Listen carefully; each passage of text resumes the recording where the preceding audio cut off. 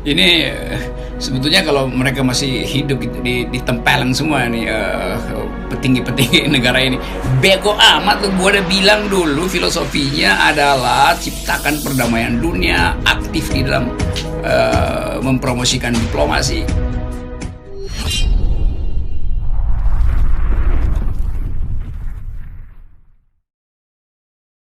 Jelaskan dalam konstitusi kita disebutkan bahwa penjajahan di atas muka bumi itu harus dihapuskan, dan kemudian kita juga harus menciptakan perdamaian dunia. Itu clear. Jadi di situ sebenarnya kita itu tidak boleh hidup dalam kepompong sebagai sebuah bangsa ya, karena bagaimanapun kita bagian dari masyarakat global. Itu saya kira amanahnya. Karena kita mengamati kan selama pemerintahan Presiden Jokowi 6 tahun terakhir ini memang cenderung lebih inward looking gitu. Jadi dan kita peran-peran kita di dunia internasional nggak usah sampai ke urusannya Palestina, urusan ASEAN saja yang tadinya peran kita sebagai big brother ini kan sekarang sudah tidak kelihatan lagi gitu. Itulah kelemahan Indonesia hari ini. Dia nggak bisa bikin proyeksi potensi konflik di Timur Tengah tuh. Padahal Indonesia selalu dulu berperan selalu di dalam konflik Timur Tengah karena Indonesia dianggap mampu untuk menyumbang pada perdamaian. Dan karena itu profil internasional kita kuat sekali pada waktu itu. Zaman Pak Harto, buat Habibie segala macam, sampai SBY kita masih kirim pasukan perdamaian di situ. Karena kita masih dianggap. Nah sekarang pemerintah kita itu nggak mau bergaul secara internasional. Nah karena itu nggak ada orang yang kenal siapa Presiden Jokowi di forum internasional. Ngomong 2 kalimat aja nggak bisa itu. Dan itu yang jadi olok-olok pers dunia kan. Jadi kalau Indonesia sekarang mau kasih call tinggi sebagai sebut aja mediator, ya orang nggak anggap. Nah itu pelajaran yang mesti kita pegang.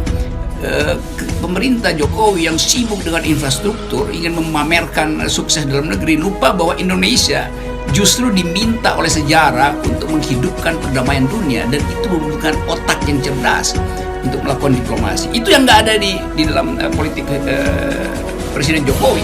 Nah karena itu ya walaupun Indonesia bikin komunike atau 1000 kali petis segala macam, orang anggap ya Indonesia itu ya udah sebagai omongan aja tuh. Memang bermanfaat juga, tapi memberi tekanan pada internasional itu Israel mungkin menganggap ini Indonesia ngapain sih nyampur-nyampur. Palestina juga membutuhkan dukungan Indonesia, tapi para politisi ulung di pihak Palestina juga menganggap ya udahlah bagus juga Indonesia kasih dorongan moral, tapi nggak mungkin dapat bantuan seril yang diberikan oleh Turki misalnya. Dan ini soal profil dari seorang presiden. Ya Erdogan dengan gampang mengatakan kami siap untuk membantu Palestina. Dia dengan gampang mengatakan itu karena profil dia itu kuat. Dia punya moral yang kuat untuk membackup Palestina itu. Tapi kita sebagai rakyat dilema kan, kita mau dorong pemerintah supaya ambil bagian lebih aktif di dalam politik konflik di Palestina. Tapi kita tahu ya internasional juga separuh mencibir sebetulnya. Tapi karena ini adalah imperatif dari konstitusi, kita tetap dorong supaya pemerintah lakukan sesuatu secara maksimal. Kendati mungkin efeknya nggak ada, tapi paling nggak dicatat oleh dunia internasional bahwa Indonesia tetap ada di dalam misi perdamaian, kan itu pesannya. Nah para founding person kita gitu, itu kan luar biasa dengan tadi kita kesitir bagaimana mereka merumuskan dalam amanat konstitusi kita dalam penjajahan di atas muka bumi dia harus dihapuskan, kemudian kita harus menciptakan perdamaian di muka bumi. Saya tiba-tiba mikir, kok bangsa sekarang ini kita setelah 70 tahun lebih kok tambah lebih bodoh ya daripada para founding person kita itu, Bro Rocky. Ini sebetulnya kalau mereka masih hidup ditempeleng semua nih petinggi-petinggi negara ini. Bego amat tuh, gua udah bilang dulu filosofinya adalah ciptakan perdamaian dunia, aktif di dalam mempromosikan diplomasi. Akan begitu sebetulnya. Tapi memang itu yang terjadi.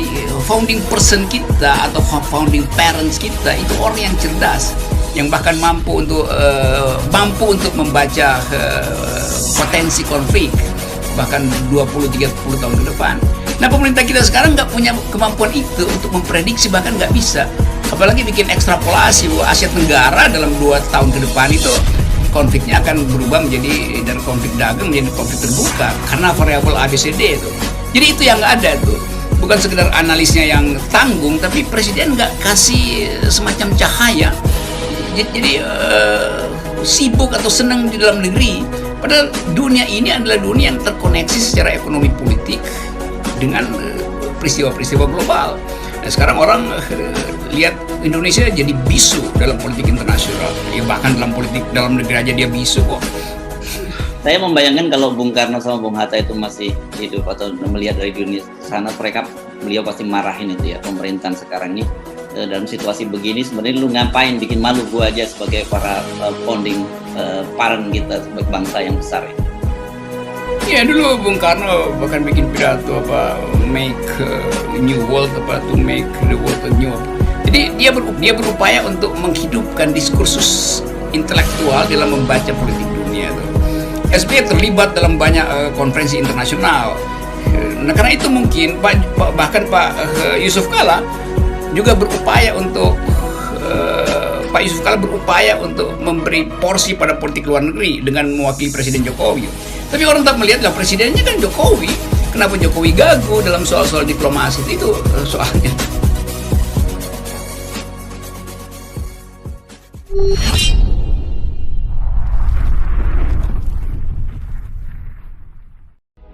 Tentu kita ingin agar supaya dunia ini tumbuh damai, dan perdamaian itu hanya bisa berlangsung kalau ada kesepakatan intelektual tentang prinsip-prinsip dasar demokrasi dan prinsip-prinsip dasar humanisme itu sebetulnya.